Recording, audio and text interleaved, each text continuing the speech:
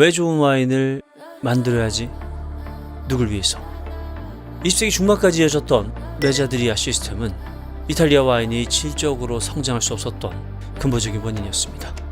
하지만 제2차 세계대전 이후 이어진 토지의 재분배, 그리고 이 시기에 맞춰 등장한 천재 와인메이커 안젤로 가야, 프랑코 비온디산티, 주세페 퀸타렐리 등의 노력으로 이탈리아 와인은 그 역사적인 전환기를 맞이할 수 있게 되죠. 그리고 이 흐름의 중심에는 누가 뭐라 해도 슈퍼 투스칸의 주인공 피에로 안티노리가 있었습니다. 그는 테누타산 귀도의 삼촌 마리오 인치사를 설득해서 전설의 와인 사시가이아를 탄생시켰고, 근거지인 끼안티 클라시코를 기반으로 티냐넬로, 솔라이아 등 역사적인 와인들을 차례대로 출시하게 됩니다.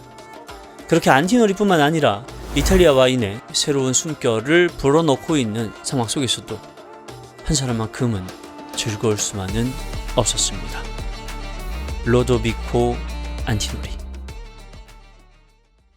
1943년 로도비코는 현존 최고의 와이너리 중 하나인 마르케즈의 안티노리 가문의 막내 아들로 태어나게 됩니다.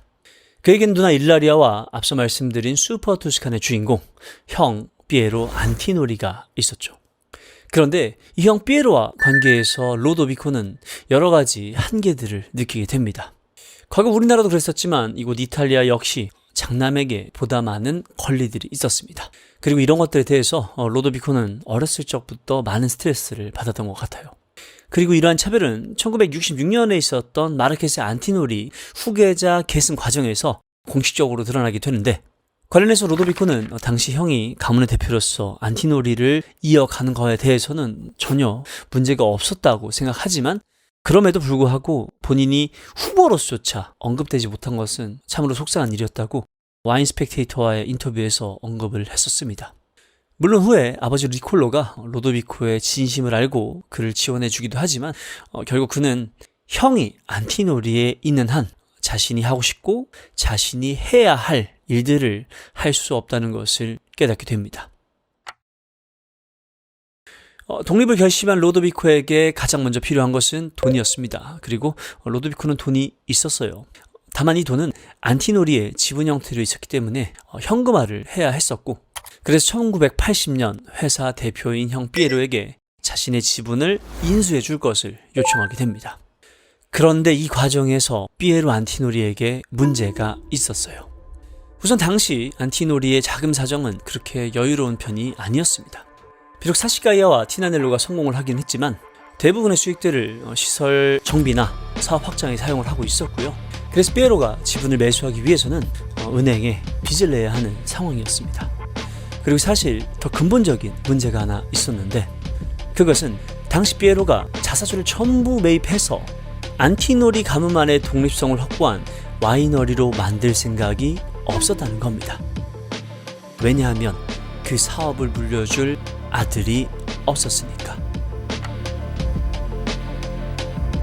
피에로에게는 자식이 있었습니다. 그것도 무려 3명이나. 그런데 모두 딸들이었죠. 아무리 그래도 아들이 없다는 이유로 가문의 계승을 포기한다는 건 좀 이해하기가 어려운데, 관련해서 피에로의 인터뷰를 살펴보면 우선 당시 기준으로 여성이 와이너리를 이끌어 간다는 것은 굉장히 이례적인 일이었다고 합니다. 그리고 딸들도 본인이 느끼기엔 와인 사업에 별로 관심이 없었던 것 같았고요. 그래서 회사의 미래도 생각을 하고 보다 전문적인 경영을 꾀하자는 생각으로 무려 49%나 되는 지분을 영국에 기반을 둔 위트브레드라는 회사에 매각을 하게 됩니다. 그리고 이 결정은 곧바로 후회로 이어지게 되죠. 자, 하지만 이거는 형이 선택한 형의 결정이었습니다.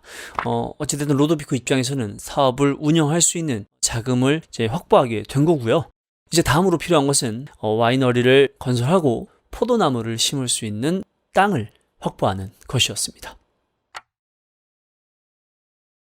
제1의 슈퍼 투스칸 사시가이아의 성공은 마리오의 꿈, 피에로의 해안, 그리고 아들 니콜로 인치사의 설득 등 많은 사람들의 노력이 있었기에 가능한 일이었습니다. 하지만 그래도 가장 중요한 요소를 이야기해 본다면 때루와인 테누타산 귀도를 이야기하지 않을 수 없을 거예요.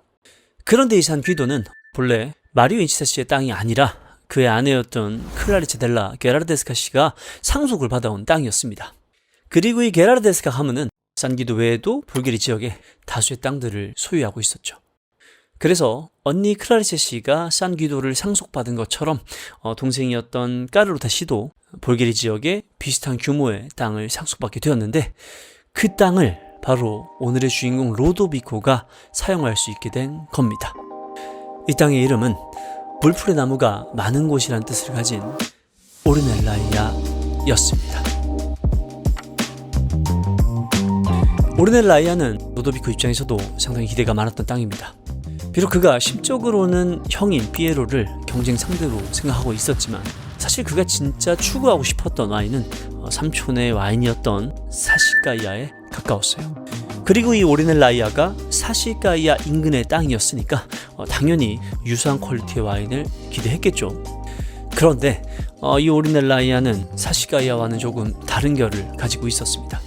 사시가이아의 경우는 이름 그대로 사시, 그러니까 자갈토를 베이스로 하는 보르도 그라브 지역의 토양과 유사한 느낌이 있었다면, 이 오르넬라이아의 경우에는 모래 그리고 말이라고 하는 이회토, 해양화석, 석회자갈 같은 좀 다양한 그런 토양들로 구성되어 있었어요.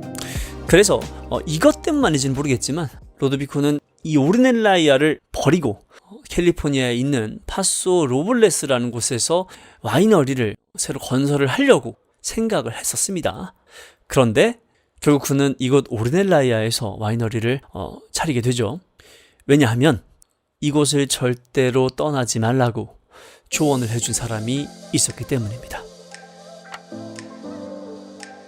저온 발효, 가지치기를 통한 일드 조절, 그리고 바리커의 사용 등 지금이야 굉장히 보편적이고 일반적인 와인 기술들은 사실 이렇게까지 대중화된 지는 얼마 되지 않았습니다. 예를 들면 말루악티 페르멘테이션 같은 경우에도 1960년대쯤이 돼서야 의도적으로 균을 배양할 수 있었고, 그 사용도 추가적인 연구를 통해서 가능하게 됐던 겁니다. 그리고 이렇게 와인을 과학적인 분야로 이끌어간 나라가 대표적으로 두 나라가 있는데요. 프랑스와 미국입니다. 우선 프랑스 같은 경우는 과거부터 정말 와인으로 유명한 나라였죠. 그리고 현대에 들어서도 굉장히 선진적인 기술들을 많이 발전시켰습니다. 대표적인 인물들을 예를 들어 보면은 와인뿐만 아니라 미생물학의 아버지라 할 수 있는 파스테르 씨가 있고요. 그리고 지난 시간에 제가 티나넬로 편에서 언급을 했었던 에밀 베누 교수 같은 경우도 양주 분야에서 굉장히 많은 역할을 하셨습니다.